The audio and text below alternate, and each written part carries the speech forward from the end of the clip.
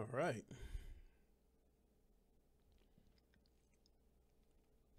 Looks like everything's loading up. Yo, what is up, YouTube? What is up, gamers? It is your boy Lincoln Clay 670. That's Lincoln Clay with a K, 670. Please hit the like button to help spread my content to a wider audience. And please hit the bell icon so you can get notified whenever I come out with new content. So it's late. It's about 10 o'clock Eastern time here. Just getting home from the gym, trying to get my sexy on, as King Thrash would say. So yeah, I just got through putting in a hard one, but well, let me quit playing and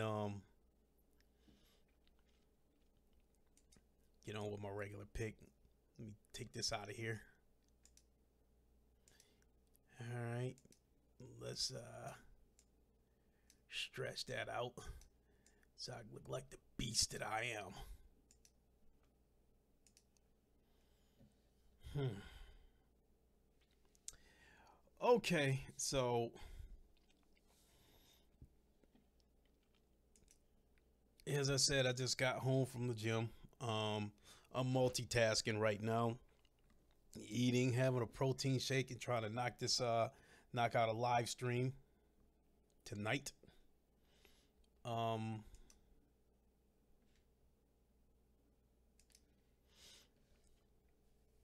Not sure if I'll be able to do it tomorrow. So like I said, I'm trying to multitask, knock all this stuff out. So I can at least tonight finish up the final part of my evening, do what I gotta do here, and then finish up the final part of my evening. But I'm not sure if I'll do some kind of live stream tomorrow. In all likelihood I will,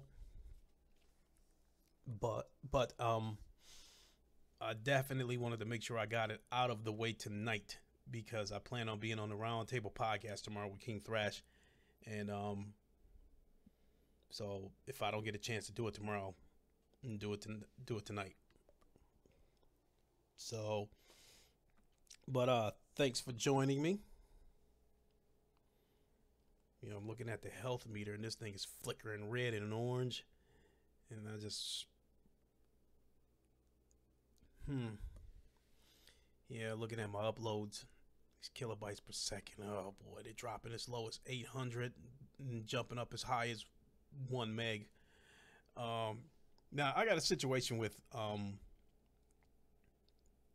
my internet provider. AT&T is my internet provider. And I'm paying $70 a month for 18 megs down and I believe 1 meg up. And the download speed is fine, but that upload speed, yeah, that upload just dropped as low as 600 kilobytes. Good Lord.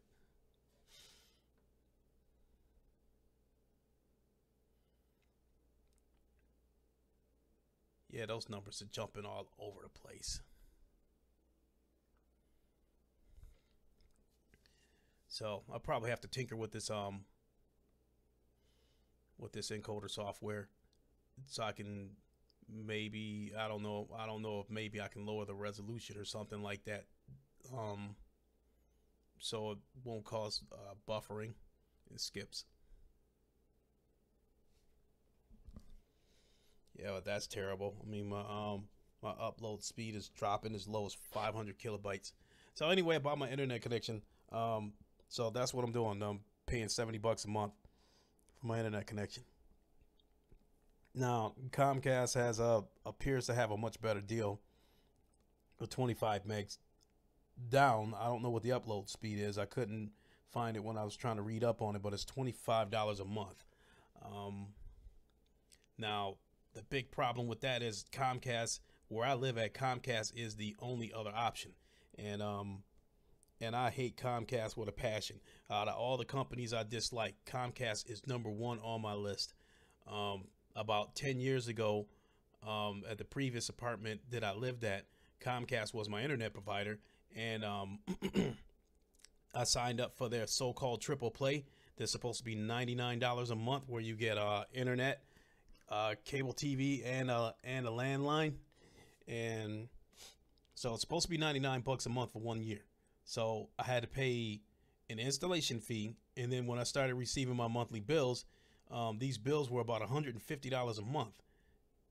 And so they was hitting me with bullshit, surcharges and whatever, and plus rental fee of the modem.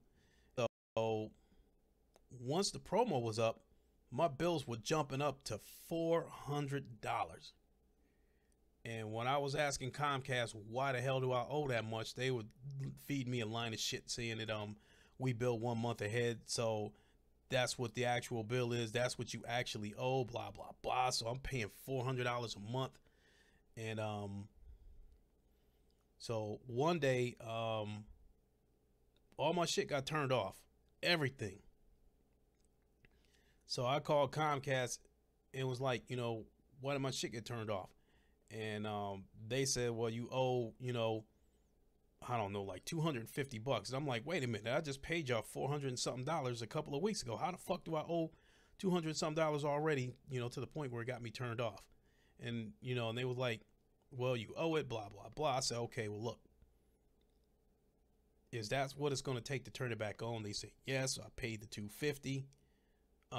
My internet was turned back on. Everything was turned back on. A week later, it was turned off again. And then this time they said I owed $150. After that, I said, you know what? Close my account and fuck y'all. So after that, another bill came for like $150, and I let that shit go into collection because fuck that. I wasn't gonna pay them. And they by far out of all the companies that I've dealt with, they are the most shadiest. I hate Comcast, number one. Microsoft is number two, and EA is number three, in that order. So that puts me in a dilemma with my internet. I don't want to go getting involved with them again, and I'm supposed to be paying $25 a month for internet, and then I'm seeing bills for $150. It's just the American way. American companies are just so fucking shady. American companies, I believe they're probably some of the most corrupt companies on this planet. But they keep throwing that patriotic shit in your face, so people get brainwashed into believing they're not getting screwed. So anyway, so I got a dilemma there. So that's so I'm contemplating that, whether I want to fuck with Comcast one more time. Please excuse my language, but I get worked up when I think about Comcast. But I don't know. I gotta take another week or two and try to do some more research and make sure nothing crazy is gonna happen to me if I get involved with them again. So that's where I'm sitting on the internet situation right now. So because I'm really getting tired of this buffering and this skipping and my podcast, and until I get this problem taken care of, I'm really I don't want to have a guest on here, and the stream is ruined because of all the buffering and skipping.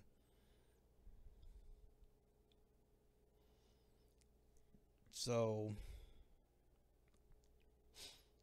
let's go on to some of these topics here. First one I want to talk about is I won't spend a lot of time on this. I'll be real quick about this. Is the Xbox, the Inside Xbox. The general agreement is that the show was trash. Even hardcore Xbox people were saying that the show was trash and they were disgusted with it. But somewhere out there, Jay Wags must have got a telepathic message from me, because in my last live stream when I was talking about Inside Xbox, I said that he should be, covering something on Inside Xbox. And sure enough, I got an alert on my phone later on that evening that did an inside Xbox rant, and boy, did he go berserk. I loved it. Well, I love it when I do flip out. Um, you know, I, when companies do shady stuff, stuff like that, I got a mentality like King Thrash and Jay Wags, but because of my age, I'm a little more conservative. I'm a little more laid back. I'm the sexiest 50-year-old dude that y'all gonna know. Yes, I'm 50 years old and I look like that. So anyway, so that's I thought that was pretty funny. So if you're not subscribed to J Wags, check him out. I think it's J Wags 412.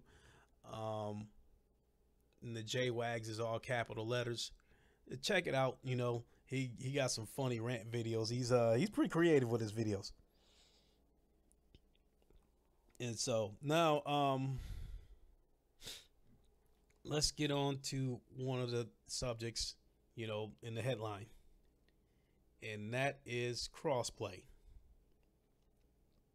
So I guess recently, Epic Games, who makes the Fortnite, kind of stirred that pot again about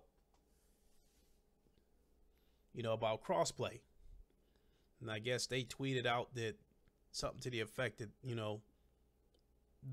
they wish everybody was on board with this or something like that. And Phil Spencer responded with a "Me Too" or something like that. So I've got several takes on this crossplay stuff. This subject came up before, and and my opinion on it then is the same as it is now. The only difference is when I said something about the crossplay last year when this subject came up, I didn't have a YouTube page.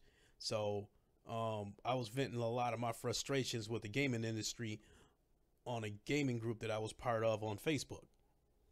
So I just thought, so I graduated to YouTube, and and now this is how I get my opinions out there. So anyway, I found it to be bullshit that Microsoft keeps pushing this narrative with crossplay with Sony. And not only that, they're trying to vilify Sony because they don't want to get on board with crossplay. They keep trying to make them look like the villains, and even the media's joined in at times and made Sony out to be a villain for not getting on board with crossplay. Naturally, how the Xbox are acting about it, whenever they bring it up.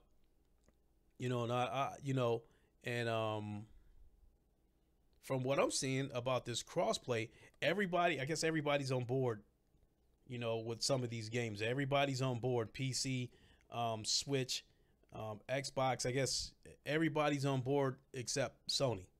And it's not so much that they're not on board with crossplay. They just don't want to do it with Xbox. So, Xbox trying to vilify them, and, the media try to vilify them. And it seems to me like the only people that's complaining about that situation is the Xbox and the media. So, myself, this crossplay shit is kind of getting on my nerves. I really don't care. Crossplay does nothing for me. So I see this thing from several angles, and let's start with the two of the bigger players, or two of the biggest contestants, or something that I want to use in this crossplay stuff. Let's talk about Sony and Microsoft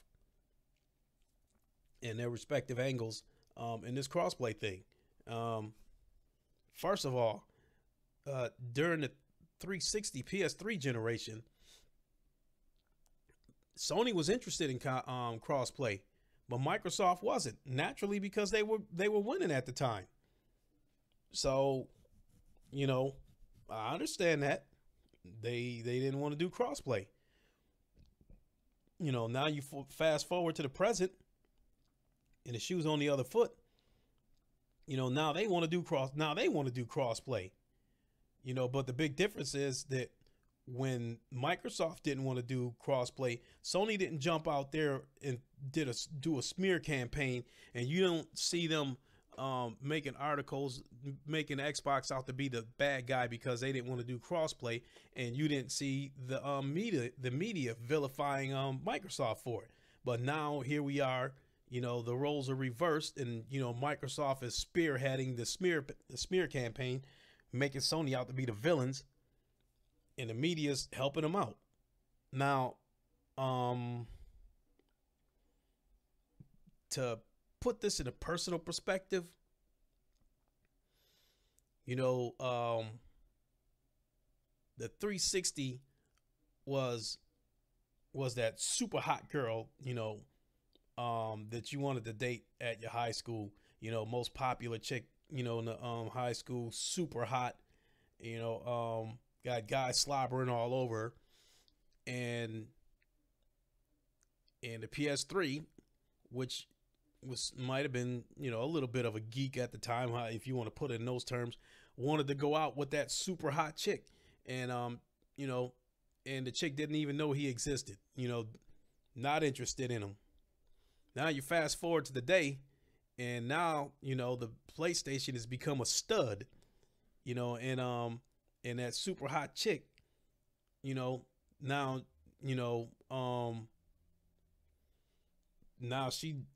now she's 300 pounds, got wrinkles, look like old shoe leather, and now she want to hook up with the PlayStation.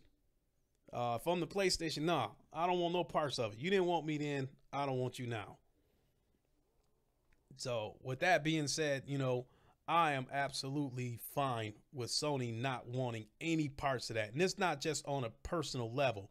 Keep in mind that at one point, Microsoft's mission was to destroy Sony.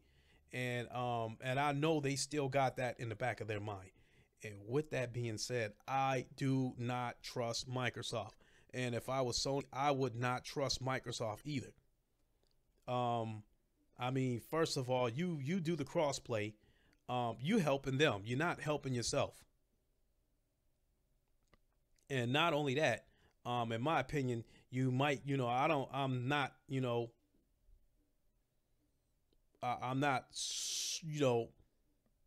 I'm somewhat tech savvy, but I'm no rocket scientist, but I know the basics. Would you want your enemy, in my opinion, having a backdoor to your network in this crossplay shit? And then not only that, and then there's this Phil Spencer's angle on this crossplay shit. He is not, he keep on running his mouth about wanting, the gamers to have a better experience, wanting to unite the communities and stuff like that. That's a bunch of hogwash. He's just trying to sell Xbox Live memberships, because if Sony were to get on board with this crossplay stuff, in all likelihood, anyone who's on a different platform, whether they're on a Nintendo Switch, a PlayStation, or even a PC, chances are, if you want to game against people on Xbox, chances are you are going to be required to have an Xbox Live membership. To me, this is what the crossplay is all about from Microsoft and Phil Spencer's end, is about trying to sell Xbox Live memberships to people who do not have an Xbox. So that being said, if I'm Sony, I'd slam the door in their damn faces and say, get out of here. And then when you look at it from Epic's standpoint, they stand to make some money too, because it would be, a lot easier to sell copies of Fortnite if you don't have to force someone's hand to force them to buy a different console. So if you got somebody that's on the Xbox and they got friends on the PlayStation, chances are they are not going to go off and buy a PlayStation just so they can play Fortnite. But if you open up crossplay, and they can play Xbox, they can play on their Xbox against their PlayStation friends or with them, then they are willing to buy the game because they don't have to drop $300-400 on a console in order to game with their friends. So,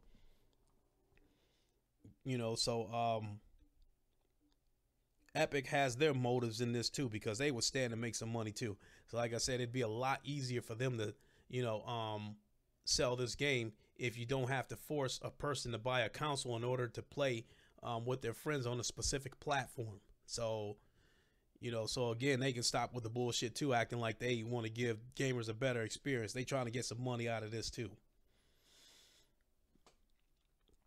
And then, so now, at the bottom of this pyramid is, the gamers. So I asked the question, what will what will crossplay do for you that can't be done on your preferred platform? What experience are you going to get out of crossplay that you can't, get, on your own platform, with gamers on your own platform? I see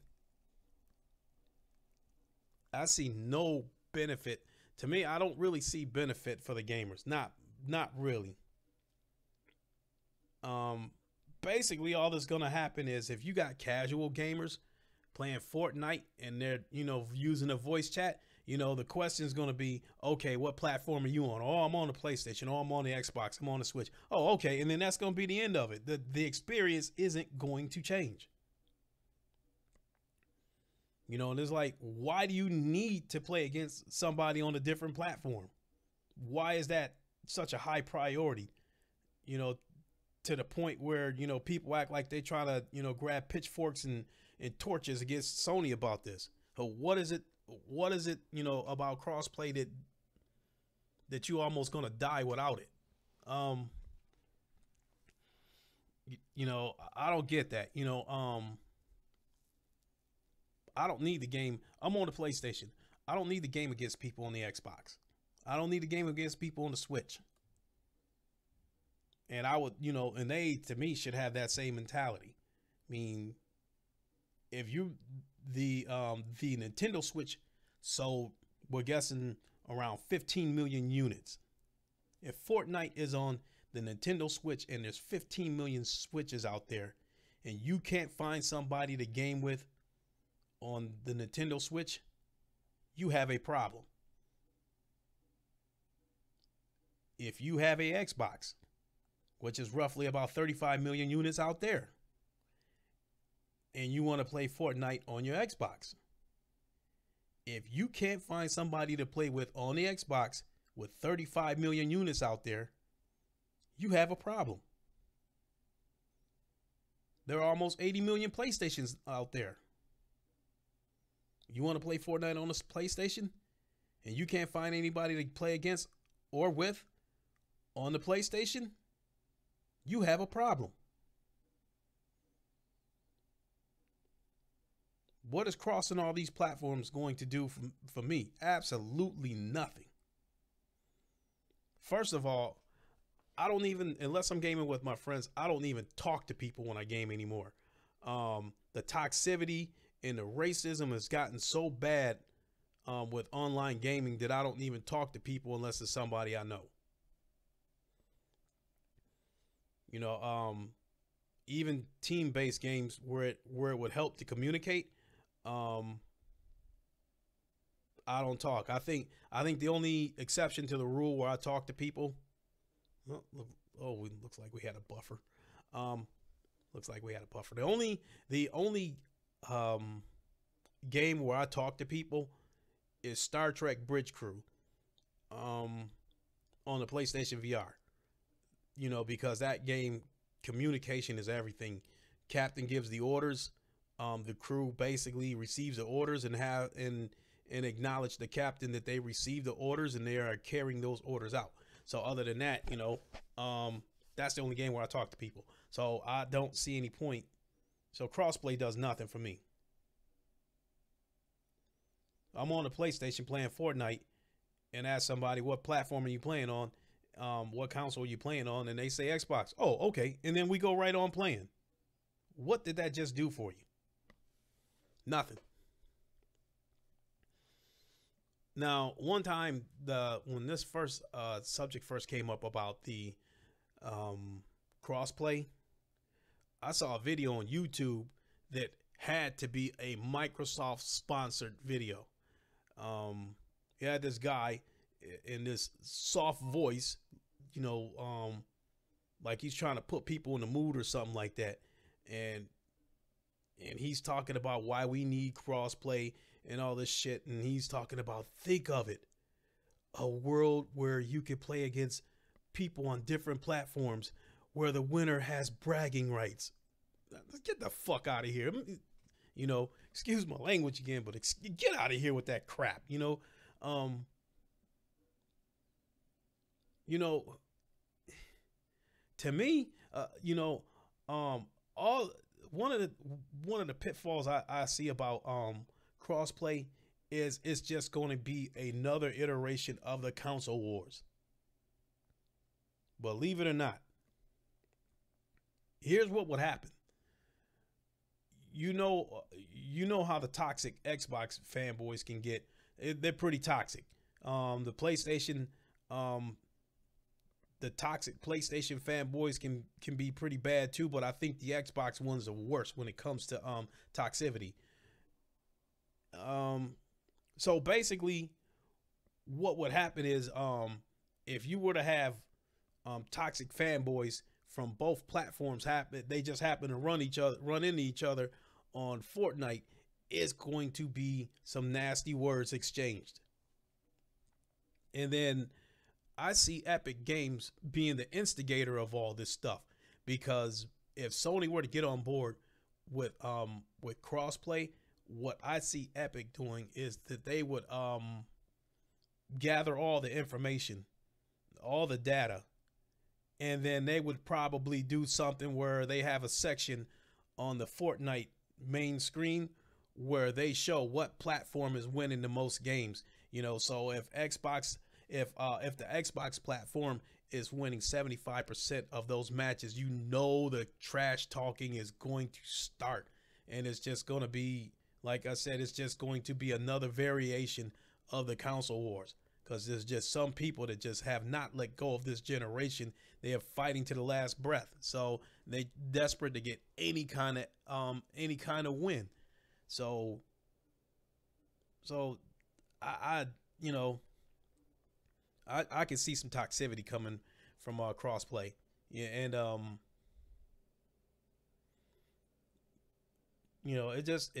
it doesn't do anything for me. If they did it, it makes no difference to me. It's not going to hurt me, especially being that I don't talk to anybody and I don't care who's on the other end that I'm playing against. So it doesn't do anything for me. But I can see it doing something for the toxic fanboys. I can see that further igniting the console wars. And it's like I said, between those three, between the big three, Nintendo, Sony, and Xbox, there's over 100 million units out there. And like I said, whatever your preferred platform is, if you can't find somebody to play with, that is a problem. What is it that playing against, if you're on the Xbox, what is it that playing against a PlayStation gamer, what experience is that going to give you that you can't get from playing against somebody else, another Xboxer? What are you going to get from that? So, and then, the another angle is, you know, let's put yourself in the shoes of a toxic fanboy. If somebody from another platform is your enemy and you don't like them and you don't like what's going on over on that platform, if you're a toxic Xbox fanboy and you think all these exclusives that Sony is coming out with trash and they're Sony ponies and this and that and that and this, why would you want to game with them anyway?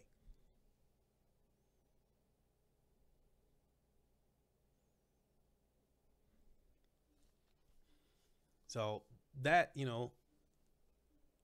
so crossplay just does absolutely nothing for me.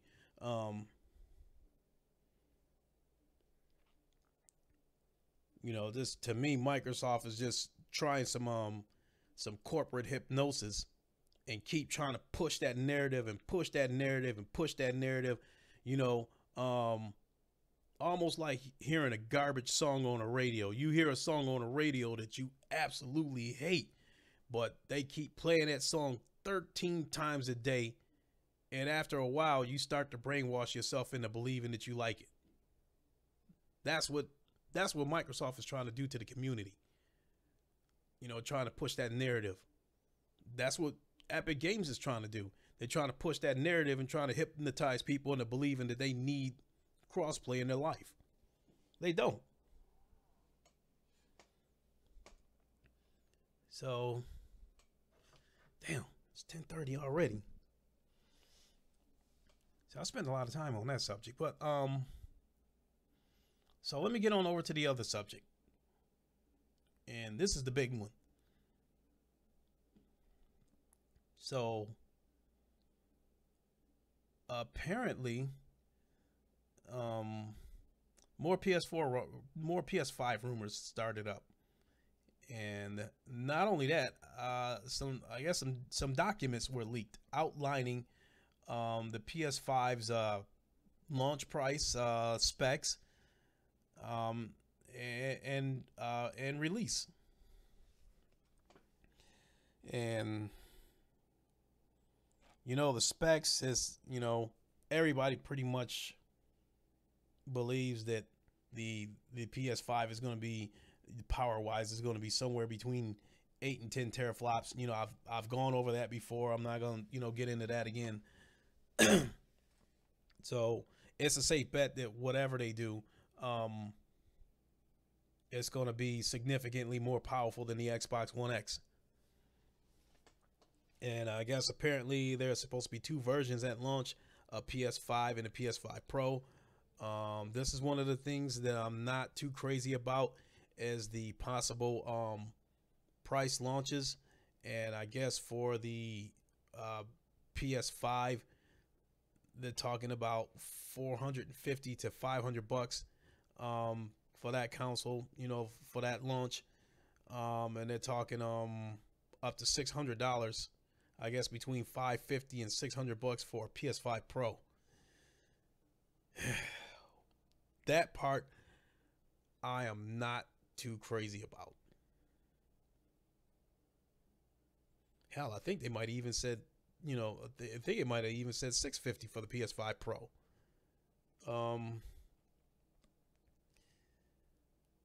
That part I'm not too crazy about.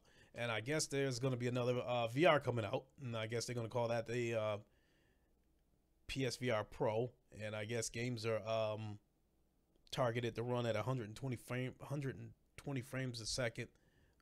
Wider field of vision, you know. And I guess they're targeting that at $400. Now that, I will say, whatever the next variation is of the PlayStation VR, that will be a day one purchase for me. Even with a lot of the VR games they have out there right now, a lot of the games look good. A lot of these games have good graphics.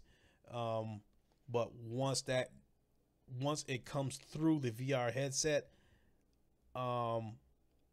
there's a downgrade, you know, in the resolution, you know, and some of the games, depending on what you're playing, are kind of blurry in the background. Some of them are not that blurry.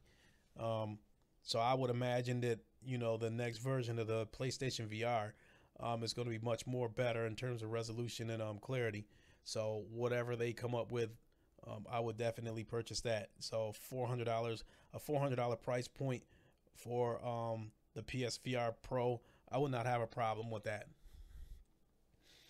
Now, the PS5 Pro, you know, even though I wouldn't be too crazy about a $600 price point or even a $650 price point, in all likelihood, I'll buy it. Sony has given me a reason to purchase their next product, their next console. They've been giving us games this year. They're going to be giving us games next year. And it is also rumored that developers already have development kits for the PS5. So there's going to be games coming on the PS5. So Whereas on the other hand, if Microsoft were to come out with the Xbox 2 tomorrow for $650, I would not buy it.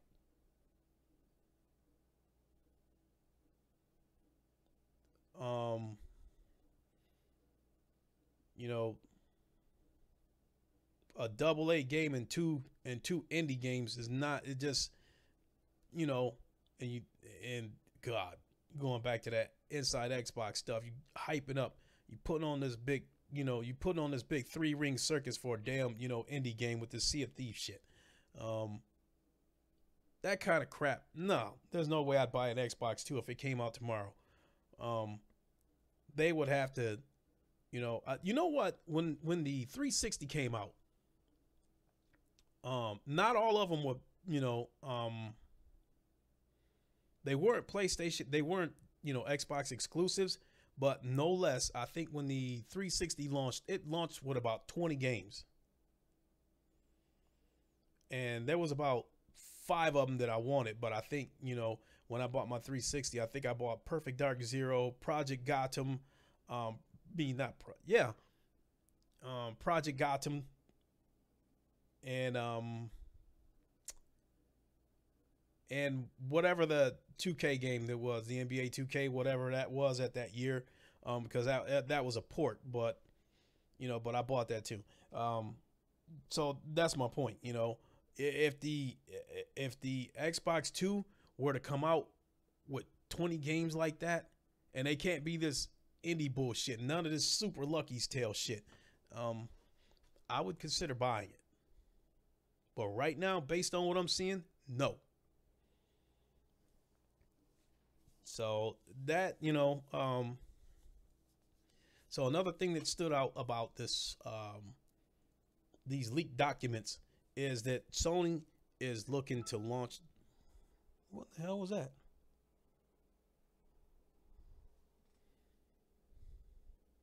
Am I still live? Yeah, I'm still live. Heard something coming from the computer. I thought maybe I lost the stream or something. So anyway, in these documents, another thing that stood out. Hold on, let me get a drink.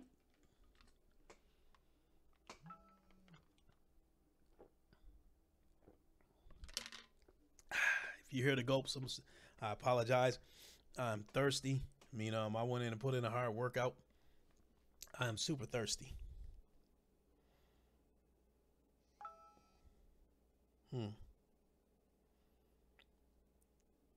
Sick Humor's on. King Thrash and the fellas are chatting on Google Hangouts, so I'll catch up with them after the stream. So the thing that stood out, another thing that stood out from these documents, is that Sony is looking to launch the PS5 in the first financial quarter of 2019. So to put that in simple terms, not getting in a financial year, fiscal year, stuff like that. Bottom line is that they're looking to launch this console around holiday of 2019. And so this is basically the nuts and bolts of this stream right here. So if Sony launches this console in holiday, say Thanksgiving 2019, if that's their target, to me, that really tightens the screws on Microsoft. Don't forget, I said it in one of my videos a while back, that according to Dreamcast guy, Microsoft was looking to launch the Xbox 2 in 2019, with the primary focus being trying to get their console out on the market before Sony. So now that the cat's out of the bag, that Sony's looking to launch this console holiday 2019, where does that put Microsoft in the Xbox 2? So I mean, are they going to move up their projected launch date, or are they going to push it back? Are they going to try to go neck and neck and release within a couple of days of the Sony console? Where does that leave them?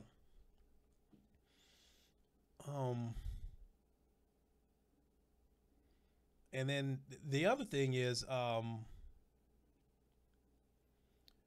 I think that now that the cat's out of the bag, that Sony wants to launch this console in 2019, I think that seriously changes my projection, um, or my prediction rather, on this year's E3. If Microsoft and Sony is going to be clawing and scratching to get ahead of each other and get their consoles out first in 2019, they're probably also scrambling to figure out when's the best moment to announce, that the console is coming.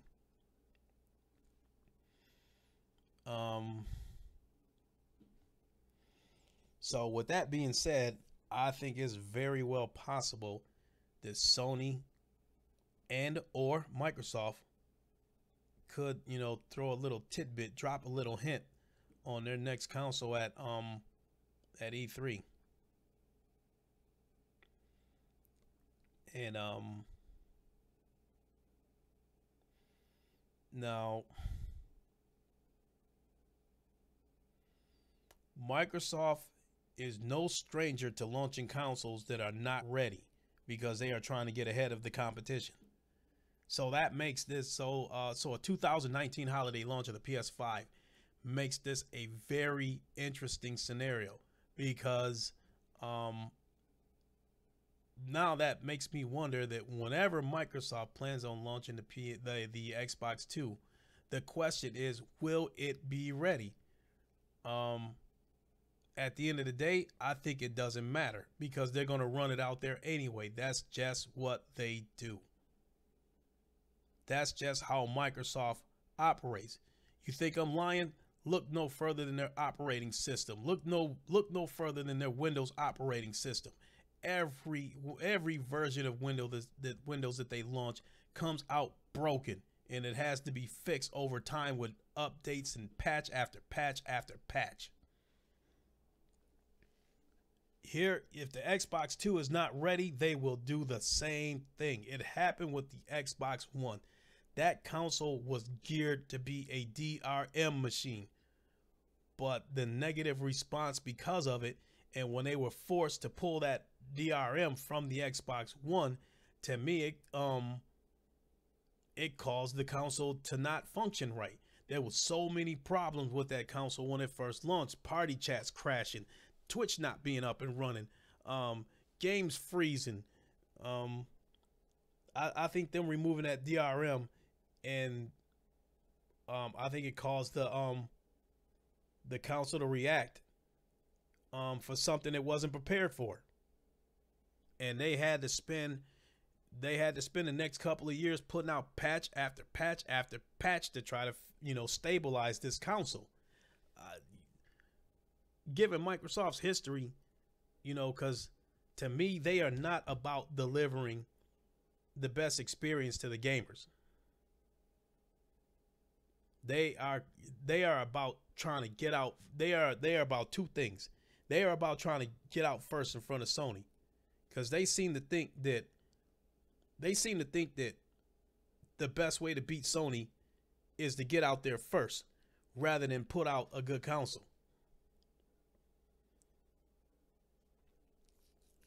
Sony didn't win this generation because they got out first. They only got out, I think they only got out like 2 weeks before the Xbox did. They didn't win this generation because they got out first. They got out the blocks because of the price point for starters. The $400 price point, the power, to me, it wasn't, it didn't put them over the top, but yes, it did help a little bit. You have Microsoft console at $500. You have the DRM situation. You have Don Matrix running his mouth. All that stuff.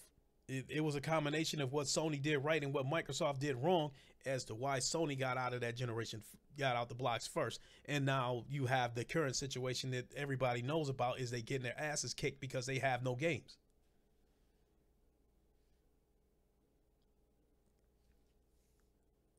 So given Microsoft's history, it would not surprise me one bit if the Xbox 2 launches and it is a broken console. Hell, the Xbox One X got out to a rocky start.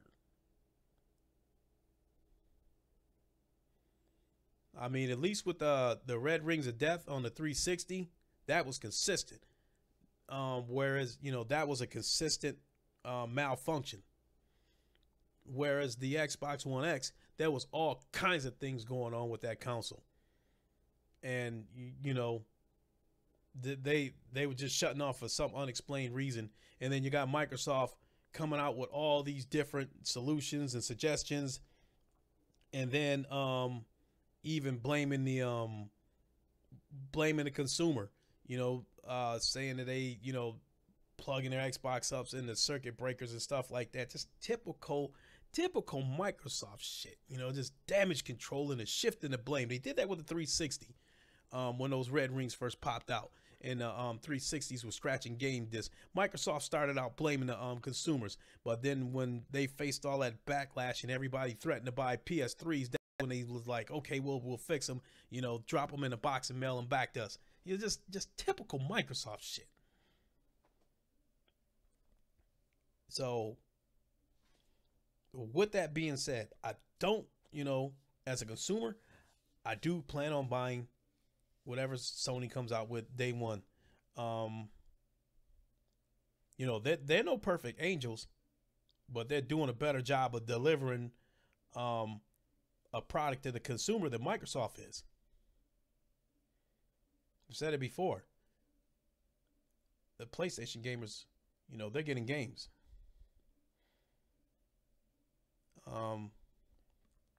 Xbox gamers are getting leaks, rumors, announcements, a promise to be more interactive, whatever.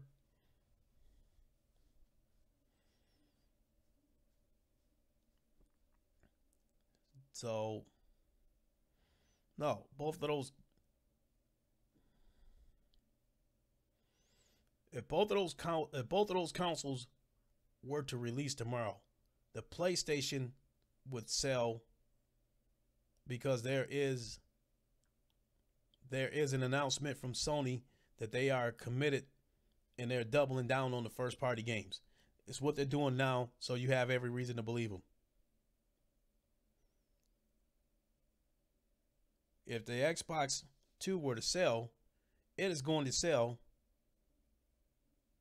on the belief that all these rumors and leaks and announcements and promises will finally materialize.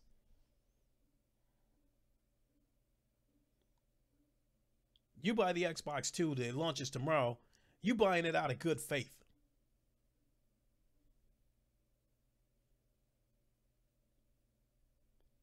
You buying that console on the belief that Microsoft is finally gonna get their head out of their ass and start putting games out.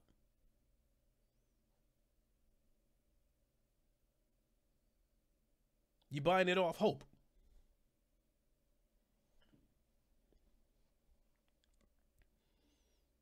You buy the PlayStation 5, you're buying that console off of a proven track record.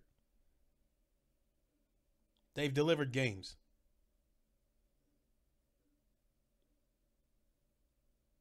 You'll be buying that console because you believe they will continue to deliver games. So that is for certain.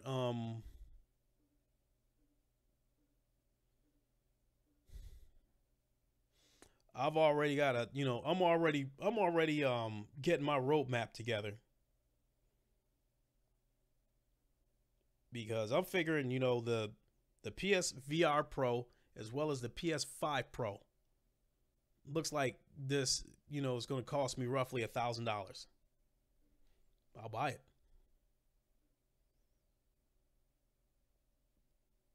I believe PSVR is still growing. I think the growth of PlayStation VR is also beneficial to Oculus and Vive. And Sony does allow crossplay with Oculus and Vive.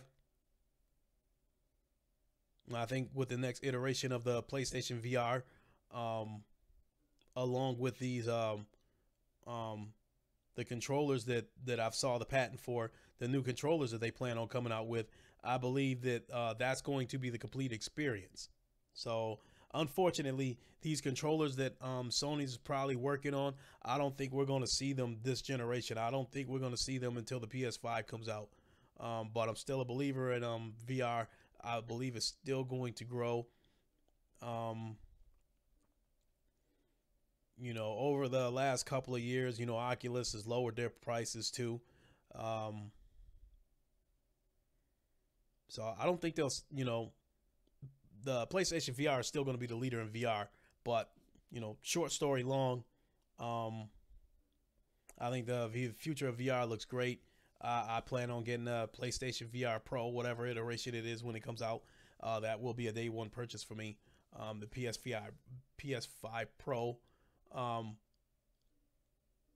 there's a 99% chance that will be a day one purchase to me, even if it's $650. Because with Sony's commitment to bringing first party games to both the PlayStation platform and the VR platform, there is going to be plenty of content for me to play. Speaking of VR, where is Microsoft on this?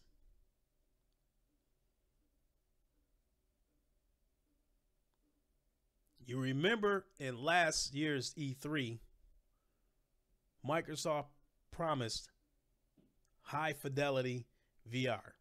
They partnered with Oculus. They had the world's most powerful console.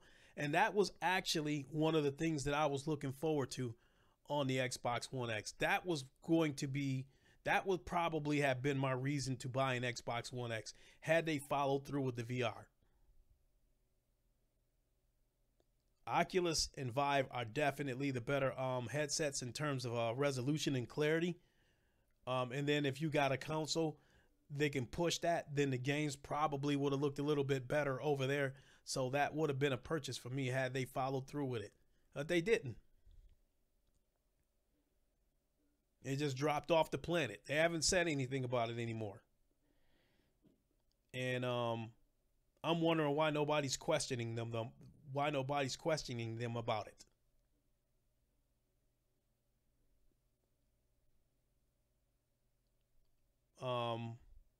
There's actually a good amount of people who owns both Xboxes and PlayStations who have a PlayStation VR. I mean, some of the YouTubers right out of the gate that I know have a PlayStation VR. I know Jay Wags has one because he's done live streams with it. Crap Gamer says he has one. I know King Thrash has one. So hell, take Crap Gamer for instance. I would like to believe that had Microsoft followed through with the VR, he probably would have been one of the first people in line to buy one. At least he talks that game. So I mean, so where's the high fidelity VR on the Microsoft end? And then the other thing, the last year's E3 was garbage on Microsoft's end because 6.4 teraflops, 6.4, 6.4, 6.4, 6.4, 6.4.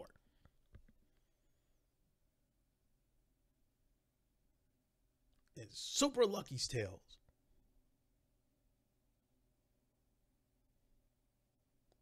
And they showed a ton of indie games. I think they showed 30, 40 indie games. And we haven't even heard anything about that.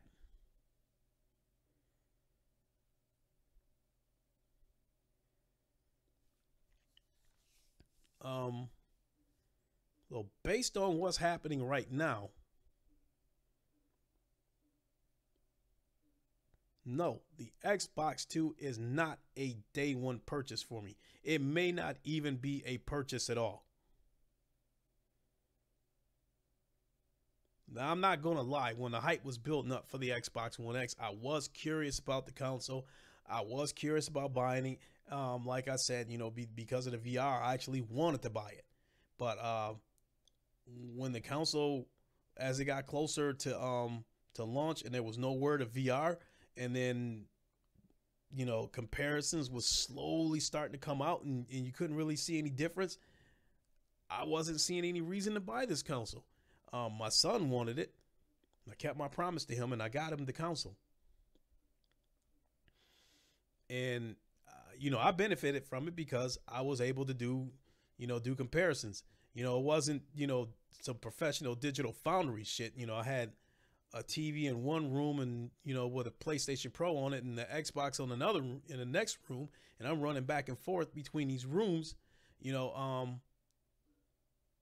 And if you can see the difference with the naked eye, then you can see a difference. If you can't see a difference with the naked eye, it doesn't matter what Digital Foundry says.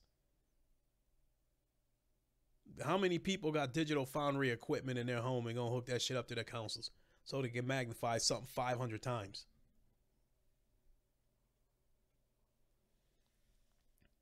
Holy shit. It's almost an hour. This is the longest I have been on a stream. But I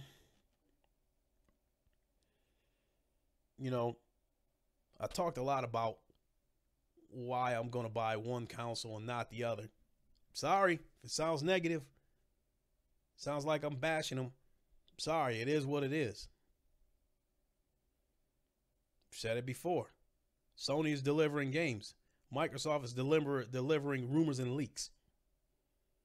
Based on that alone, I don't see a reason to purchase a console right now on the Microsoft side. I have the standard Xbox One. There is no reason for me to upgrade.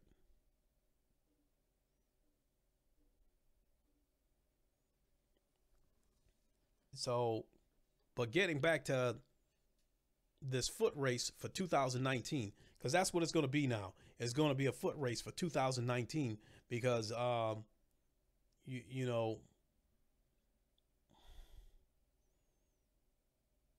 only information that we got coming out about the Xbox 2 came from Dreamcast guy. We do know that the Xbox 2 is supposedly in development because that came straight out of Phil Spencer's mouth, but we haven't heard anything since. We do know that Sony is deep into the development cycle of the PS5, and they've even gone out as far as sending out questionnaires to gamers asking them what they want out of the PS5. So that lets this thing is rolling. So they're not I would like to think that they're past the phase of drawing shit up on a chalkboard. So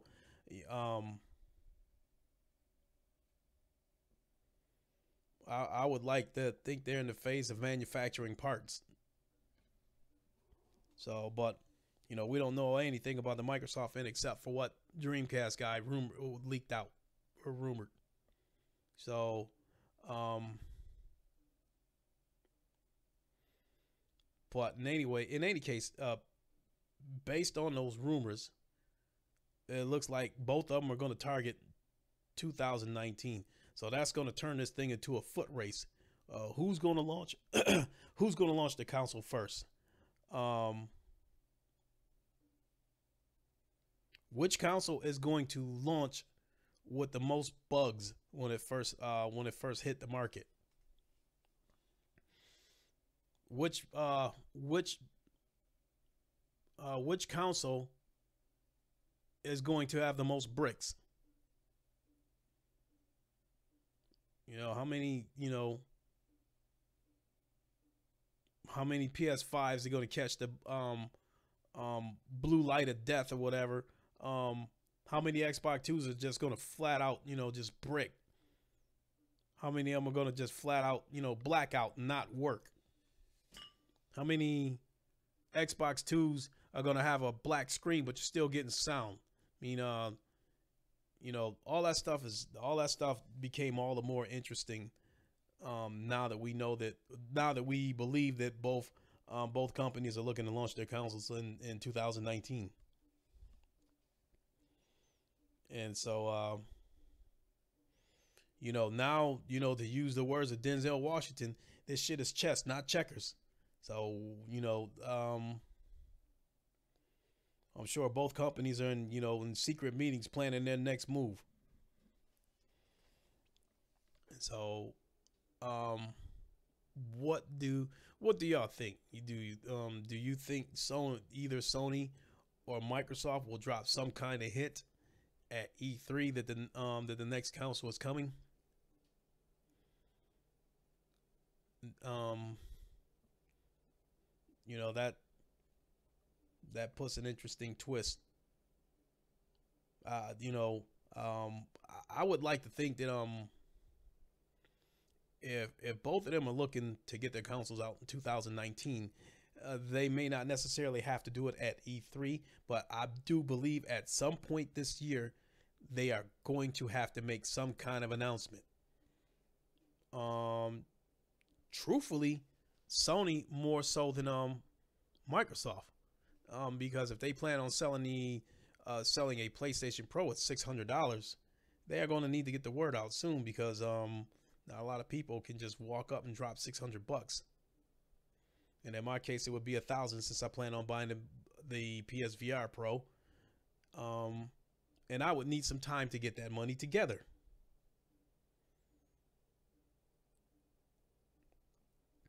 No, I don't want to have to get a second job on a stripper pole. No, I'm just playing. But as a blue collar worker that doesn't make a ton of money, um, the more of a heads up that Sony were to give me as to when the console may be coming out, the better I'll be prepared to pick it up day one. And so if either of those companies got half a brain, that's who they have to, keep in mind. And so, like I said, I do believe that one of them or both of them is going to have to make some kind of announcement this year. So we'll see how that plays out. Wow, I've been on over an hour. That's a record for me. My first live cast, it went on over an hour.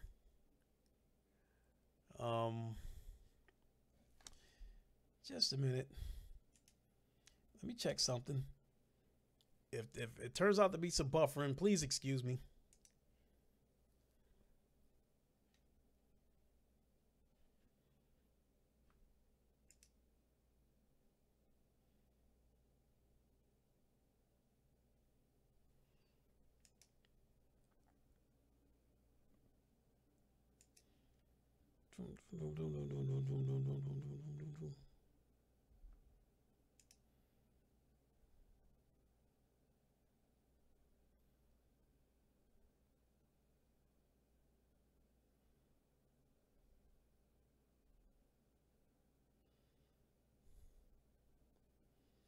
Okay. Excuse me. There's actually a lot of live streams going on today. Ryan the Professional had a live stream. Sick Humor had one. Next Gen had one. I plan to watch them all, but I obviously don't have time to watch them. I'm already way past what finishing up my evening. So I'm gonna have to wrap this up here in a few minutes. But thanks for watching. If you happen to watch the replay, I appreciate that as well. Thanks for watching. I guess if a topic comes up that I find interesting, I'll do another stream tomorrow. If not, you can catch me on the roundtable. If you are a subscriber to King Thrash, watch the roundtable podcast tomorrow. You can catch me on there along with Thrash. I believe he's got a couple of guests coming on It's not my place to say since he's the host. Because I don't, I think he might want to keep it a surprise, but he's going to have a couple of guests on there. So, and